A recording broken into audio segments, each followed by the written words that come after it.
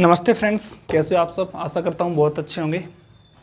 और आज कृष्ण जन्माष्टमी की भक्ति में आप लीन होंगे। भगवान श्री कृष्ण आप पर कृपा बनाए रहें। जैसा कि मैंने आपको बताया था कि रक्षाबंधन खत्म होते ही हम अपने इसी चैनल पर कंपटीशन मैथ्स की क्लास स्टार्ट करने वाले हैं। तो आज ये जो क्लास रहेगी वो फर्स्ट क्लास रहेगी और हम स्टार्ट करने वाले हैं नंबर सिस्टम से। हम स्टार्ट करने वाले हैं नंबर सिस्टम से। नंबर सिस्टम मीन्स संख्या पद्धति।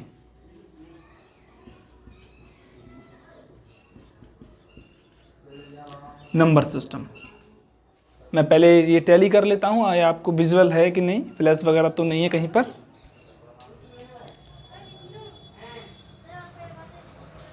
हाँ, लगभग ये विजुअल। थोड़ा बैकग्राउंड म्यूजिक है, तो म्यूजिक तो नहीं है, थोड़ा नॉइज़ है, तो इतना खास नहीं है, लेकिन आपको थोड़ा झेलना पड़ेगा क्योंकि सामने जो रोड है वो चालू है। तो दैट्स ऑल। चलो, नंबर सिस्टम में जो पहला टॉपिक स्टार्ट करने वाले हैं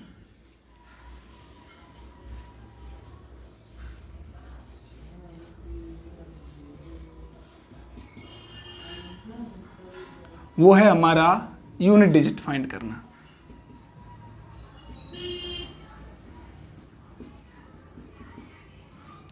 क्या है? यूनिट डिजिट फाइंड करना। एग्जाम में कभी कभी क्या होता है कि हमसे कहा जाता है कि कोई संख्या दी गई है हमारे पास और उस संख्या का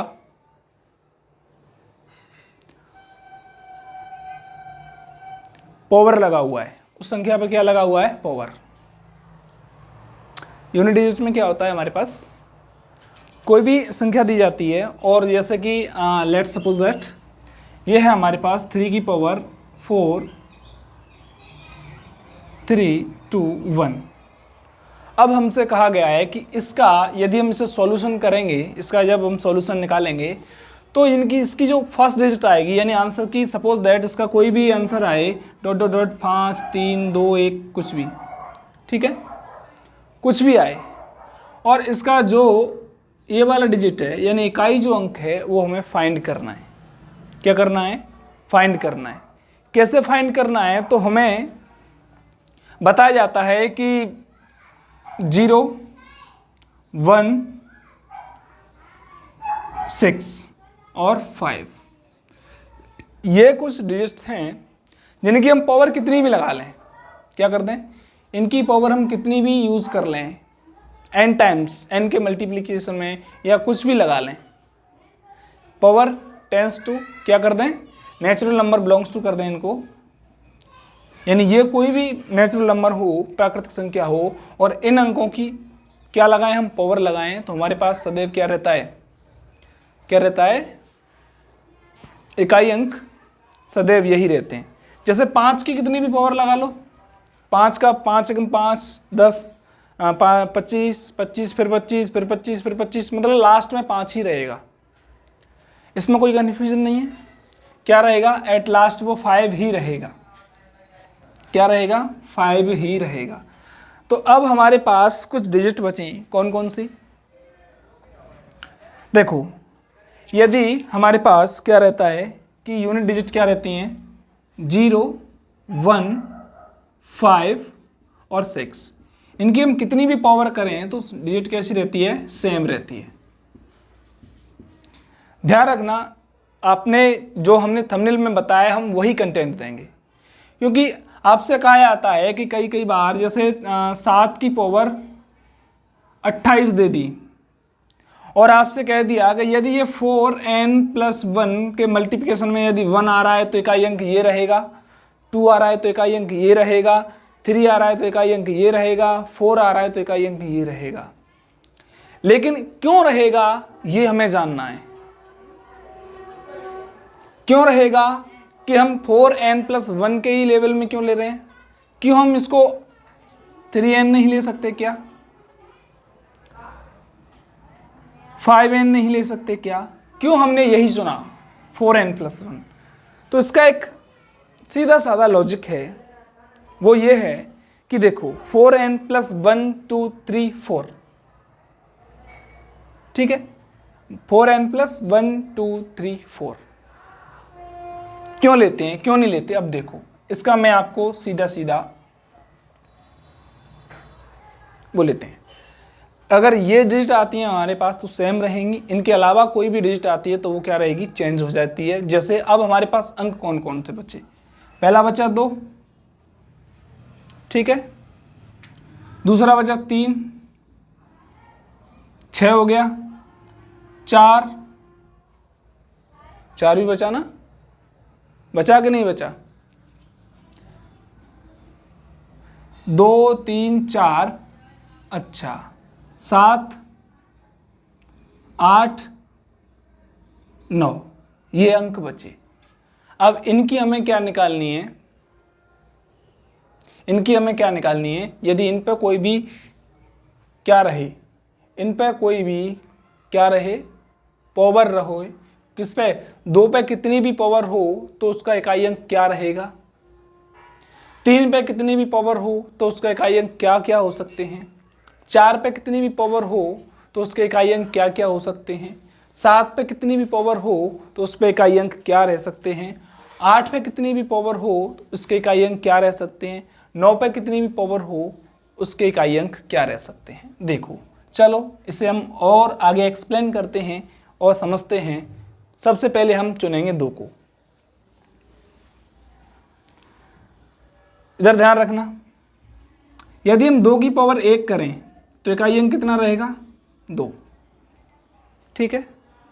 2 की पावर यदि हम 2 करें, इकाई अंक कितना रहेगा? 4। 2 की पावर हम कितनी करें? 3 करें, इकाई अंक कितना रहेगा? 8। 2 की पावर हम क्या करें? 4 करें, इकाई अंक कितना रहेगा? 6। अच्छा, 2 की पावर यदि हम कितनी करें? 5 करें तो इकाई अंक कितना रहेगा? 2। अब देखो, क्या आप देख रहे हैं? हम यहीं से समझने की कोशिश करो कि यदि इसको हम ऐसे लिख दें 2 की पावर 4, ठीक है, इंटू 4 + 1, मतलब 2 की पावर 4 + 1, यानी कि हमारा इकाई अंक क्या आ गया? 2। यदि 2 की पावर 4n के मल्टीप्लाई में जाएगी और प्लस में 1 बच रहा है तो हमेशा उसका क्या रहेगा? यूनिट डिजिट 1 ही रहेगा। ये बात हमेशा ध्यान रख लेना। ये जो पर्दे के पीछे की बात है जिसे हमें समझने की जरूरत है, और यही हम नहीं समझते, यही कारण है कि मैथ्स में हम सबसे पीछे रह जाते हैं। क्योंकि जब तक हमें बेसिक नहीं पता कि रटा दिया जाता है कि यदि 4n 2 की पावर 4n + 1 आए तो इकाई अंक कितना रहेगा? 2। 4n 2 की पावर 4n प्लस कुछ भी आए 2 आए, इकाई अंक कितना रहेगा? 4। 2 की पावर 4n + 3 आए, इकाई अंक कितना रहेगा? 8। 2 की पावर 4n प्लस कितना आए? 4 आए, इकाई अंक कितना रहेगा? इकाई अंक कितना रहेगा? 6। या तो हम इसको ऐसे कह सकते हैं कि 2 की पावर 4n + 4, या हम इसको ऐसे कह सकते हैं 2 की पावर केवल 4n + 0, इकाई अंक कितना रहेगा? 6 हमेशा। इसे समझने के लिए ये कहाँ से आया, हम ये चीज़ रट लेते हैं और रटी हुई चीज़ें हमेशा भूल जाते हैं। और जब हमें कोई भी चीज़ रटी जाती है ना तो वो हमेशा ही भूलते हैं। और जब हमें किसी चीज़ को बनाना आता है ना, क्या आता है? किसी भी चीज़ को बनाना आता है, खाना बनाना आता है, हमारे पास सीमित संसाधनों फिर भी बना लेंगे, ठीक है। लेकिन यदि हमने मोबाइल में वीडियो देख ली और बनाना देख रहे हैं केवल बना के प्रैक्टिस नहीं कर रहे हैं तो वो किसी काम का नहीं है। इसलिए कहते हैं कि मैथमेटिक्स इज ए गेम। और गेम हमेशा किससे खेले जाते हैं? माइंड का यूज़ करके खेले जाते हैं। स्पोर्ट्स नहीं है, स्पोर्ट्स ताकत और दिमाग दोनों से खेले जाते हैं, लेकिन इसमें नाम मात्र क्या यूज़ होती है? पावर यूज़ होती है, लेकिन इसमें मेंटली पावर सबसे ज़्यादा यूज़ होती है। तो अब आप समझ पाए कि हमने 4n यानी कि अब हमने क्या लिया?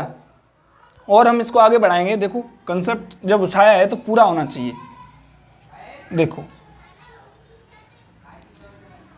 ये हो गया, 2 के लिए हम बात कर रहे हैं, उसके लिए 2 के बाद 3 के लिए बात करेंगे, 4 के लिए बात करेंगे, 5 के लिए बात करेंगे, 6 के लिए बात करेंगे। अच्छा, हम 4 की पावर में ही क्यों ले जा रहे हैं? हमने यहीं तक क्यों लिया? क्योंकि भाई 6 की हम कितनी भी घात लगा दें हमारे पास इकाई अंक 6 ही रहेगा, इसलिए। और इसमें से कोई वो अंक ऐसा नहीं है जिसकी घात कितनी भी लगा दें तो परिवर्तित हो जाए, लेकिन 6 की हम कितनी भी घात लगा दो इकाई अंक कैसा रहेगा? सेम रहेगा। क्योंकि 6 का 6 से मल्टीप्लाई करते चलो, 6 36, 6 आई, 6 36, 6 आई, फिर 6 का 6 से करते हो, कितने भी बार करते चलो 6 का मल्टीप्लाई करने पर जो इकाई अंक है यानी कि जो यूनिट डिजिट है हमारी ऑलवेज 6 ही रहती है। 1 की पावर कितनी भी कर दो यूनिट डिजिट ऑलवेज 1 रहेगी, 0 की पावर कितनी भी कर दो यूनिट डिजिट ऑलवेज 1 रहेगी। ठीक है, चलो आगे चलते हैं। अभी इसी पे 2 की पावर हमने कितनी कर दी? 5 कर दी। अब 2 की पावर 6 करेंगे तो 64। देखो एक चीज नोटिस करना, 4 + 1 लग रहे हैं, कितना आ रहा है इकाई अंक? 2। 4 + 2 होंगे तभी तो 6 होंगे, इकाई अंक कितना आ रहा है? 4। यहां भी कितना आ रहा है? 4। समझ रहे हो ना? अच्छा, 2 की पावर 6 7, 128 आ गया। यदि 4n + 3 लिखेंगे तो इकाई अंक कितना रहेगा हमारे पास? 8। अब चलो 2 की पावर 8 6 25 256 आ गया ना? 6। अब हम रिपीट करेंगे तो हमारे जो 2 की पावर में कितनी रिपीट करेंगे तो हम देख सकते हैं कि यदि हम 2 के लिए काउंट करें तो हमारे पास एक टेबल बना सकते हैं कि यदि 2 की पावर पर किसमें हो, 2 की पावर 4n + 1 हो तो सदैव यूनिट डिजिट हमारे पास क्या आएगी?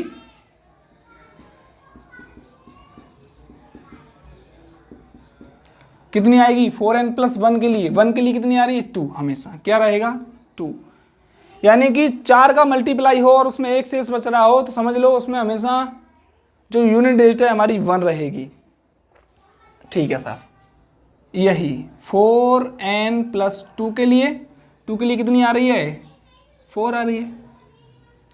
4n + 3, 2 की पावर लगा रहे हैं, 4n + 3 कितनी आ रही है हमारी यूनिट डिजिट? 8 आ रही है। 4n + 4 कितनी आ रही है यूनिट डिजिट हमारी? 6। ये हमेशा रेशियो रहेगा और जो चीज़ हमें दिमाग में रखनी वो ये है, लेकिन हमें क्या बताया जाता है? ये तो छुपा लिया जाता है। ये मैं यहाँ खड़ा हो गया, आपको ये बता दिया कि यदि 2 की पावर, भाई ये आ रही है तो 2 क्यों आ रही है ये तो हमें पता होना चाहिए। हमें सबको बताया कि हम खाना इसलिए खाते हैं जिससे एनर्जी मिले, पता इसलिए तो खाते हैं, नहीं पता भाई खाना खाते हैं क्यों खाते हैं नहीं पता, अरे भूख लगती है शरीर को एनर्जी मिलती है इसलिए खाते हैं। 2 की पावर 4n + 1 क्यों ले रहे हैं? +1 क्यों ले रहे हैं? 2 क्यों आ रहा है? उस क्यों का जवाब ये है। उस क्यों का जवाब क्या है? ये है। समझे? और जब तक हमें नहीं पता चलेगा हम कुछ नहीं कर सकते। अच्छा, ये हमने 2 का कंसेप्ट खत्म किया। चलो अब 3 के ऊपर चलते हैं। 3 के लिए ये आप नोट कर लेना चाहो तो, वैसे मुझे पता है कि तुम फ्री वाली चीज़ें देखते नहीं हो, पैसे वाली ही तो हर कोई देखता है। ये हो तो इनकी पावर कितनी भी हो कोई फ़र्क नहीं पड़ता हमें इससे, क्योंकि वही रहेगा जो है। अब चलते हैं 3 की ओर। 3 की पावर 1 करेंगे, यूनिट डिजिट क्या रहेगी? 3 रहेगी। 3 की पावर 1 कर दो, यूनिट डिजिट हमेशा क्या रहेगी? 1 रहेगी। ये सर्वविदित है। अच्छा, 3 की पावर हम 2 करेंगे, कितना आया? 9। कितना आया? 9। 3 की पावर 3 करेंगे, कितना आया? 27। ठीक है, 3 की पावर 4 करेंगे, कितना आ रहा है भाई साहब?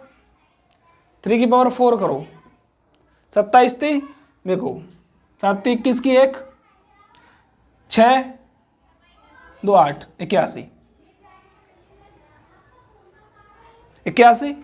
अब एक आ रहा है, एक की तुम कितनी भी पावर लगा दो, यदि मैं 81 की कितनी भी पावर लगा दूं, हमेशा हमारे पास जो यूनिट डिजिट रहेगी वो 1 रहेगी। ये बात ध्यान रखना, ये बात क्या करनी है, हमें ध्यान रखनी है। 81 की कितनी पावर रहेगी। अब देखो मैं 81 क्यों कह रहा हूं, अच्छा इस 81 को बनाने के लिए मेरे पास क्या आया, 3 की पावर 4 कर सकता हूं ना, इसको क्या कर सकता हूं, 3 की पावर 4 मल्टीप्लाई ये कर सकता हूं, क्या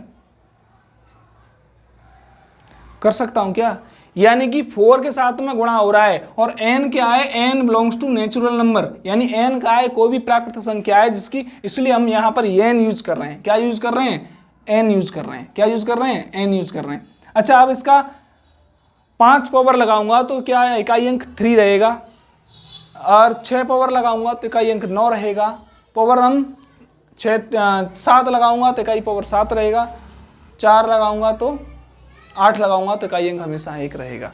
ये चीज़ आप समझने की कोशिश करो। यदि आप नहीं समझ पा रहे हो तो मुझे नीचे कमेंट सेक्शन में बताओ, और आप में से मैक्सिमम स्टूडेंट्स मुझसे व्हाट्सअप के थ्रू या व्हाट्सअप के थ्रू जुड़े हुए हैं, आप वहाँ पे जाकर देख सकते हैं, वहाँ पर मुझको कमेंट कर सकते हैं कि क्या इसका लॉजिक है। और मैथ्स को समझने का एक ही तरीका है कि जब तक उसका बेसिक नहीं समझोगे ज़िंदगी में आपसे वो दूरी चला जाएगा, कभी पास नहीं आएगा, समझे। चलो आगे चलते हैं, इसका हम जो अभी टेबल बनाई है उस तरीके से बनाते हैं। देखो 3 की पावर 4n प्लस 1 के लिए यूनिट डिजिट क्या आ रहा है, ऐसा रहेगा, यानी 3 की पावर 4 के गुणांक में हो और एक उसमें ऐड हो रहा हो, 3 की पावर कितनी भी हो, जैसे हम एग्जाम्पल के थ्रू देख लेते हैं, जैसे 3 की पावर हमने 40 रख दी, 40 रख दी। अब इसको हम लिख सकते हैं 3 की पावर 4 इंटू 10, लिख सकते हैं क्या, 4 इंटू 10, मतलब या तो 4n प्लस 4 हो या केवल 4n प्लस 0 हो, ठीक है, दोनों ही सेंटेंस एक ही है। क्या रहेगा इसका इकाई अंक, 1 रहेगा। यदि आपको यकीन नहीं होता है तो आपके पास क्या है, मोबाइल है, कैलकुलेटर निकालो, 3 की पावर 40 करके देखो, हमेशा यूनिट डिजिट 1 आएगा, ये मैं गारंटी से कहता हूं। और मैंने कह दिया आपने मान लिया, ये नहीं होना चाहिए, केवल करके देखो। कोई कह रहा है आप मान रहे हो, यही तो हमारी सबसे बड़ी भूल रहती है, समझ गए। चलो 3 के लिए मैंने निकाल दिया,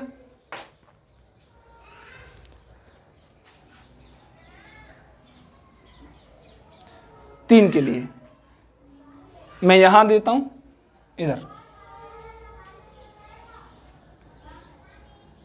3n प्लस क्या आ रहा हो,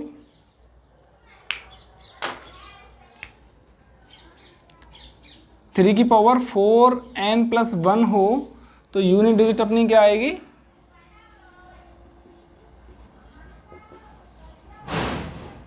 कितनी आएगी 1 के लिए, 3। अच्छा पावर कितनी रहो, 4n प्लस 2 हो, यूनिट डिजिट कितनी आएगी, वहां से देखो 9, कितनी आएगी 9।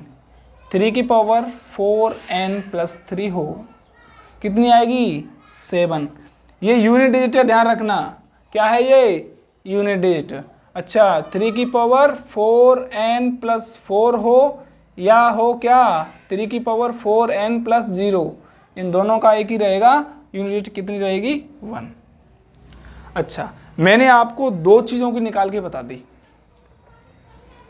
किसकी बताई, सबसे पहले 2 की पावर में निकाल के बता दी, ठीक है, 3 की पावर में निकाल के बता दी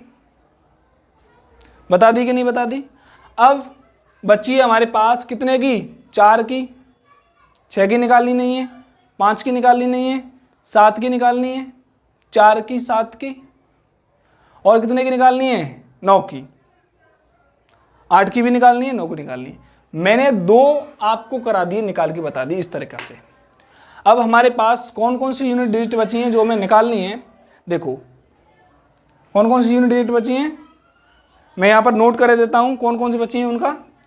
एक तो हमें निकालनी है 4 की निकालनी है, 5 की नहीं निकालनी क्योंकि सेम रहती है, 6 की भी नहीं निकालनी क्योंकि सेम रहती है, 4 की, 5 की नहीं निकालनी, 6 की नहीं निकालनी, कितने की निकालनी है, 7 की निकालनी है। 8 की निकालनी है, 9 की निकालनी है, ये निकालनी है हमें यूनिट डिजिट। ये आपको होमवर्क है, ये आपके लिए क्या है, एक होमवर्क है जो मैं आपको दे रहा हूँ। यदि आप सिंसियर रहते हो मेरी क्लास में तो मैं सही कह रहा हूँ, आप लोग बहुत आगे जाओगे। अगर ये काम कर सकते हो और आपका जो है जो होमवर्क है जो हम इसका आंसर देंगे उससे मैच करता है ना, तो ये आप, मैं 100% कहता हूँ आप बहुत आगे जाओगे। लेकिन मेरे पढ़ाने का तरीका थोड़ा अलग रहता है। सबसे पहले मैं बेसिक कराता हूँ। बेसिक से मतलब मेरा ये है कि यदि हम कोई भी फॉर्मूला देख रहे हैं तो उसका भाई आया कहाँ से, तो यदि आप भी अपने टीचर से समझते हो कि ये फॉर्मूला हमने सर ने बताया, जैसे कभी कभी हम देखते हैं कि मैक्सिमम त्रिकोणमिति में कोई नहीं बताता, sine square theta plus cos square theta is equal to 1। अब हमें क्या कर लेते हैं, इसको याद कर लेते हैं। क्या कर लेते हैं, याद कर लेते हैं।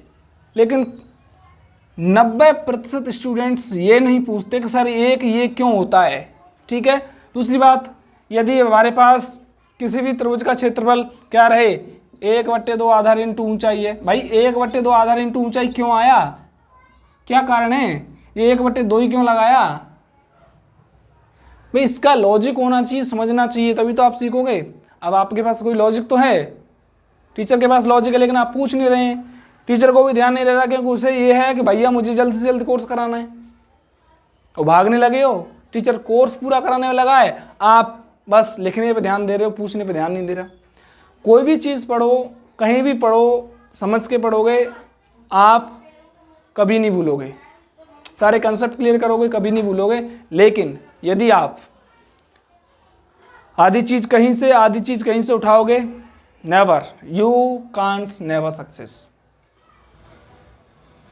हम नहीं हुए, बात अलग है। ठीक है। तो अब पार्ट 2 में हम इनका क्या करेंगे, आपका जो होमवर्क है उसको हम बताएंगे कि ये आपका होमवर्क है जो आपको दिया था, आपने किया है या नहीं किया है। बस, तो आज की वीडियो में इतना ही। कल मिलेंगे नेक्स्ट पार्ट में, नंबर सिस्टम के नेक्स्ट पार्ट में। तब तक के लिए जय हिंद, वंदे मातरम।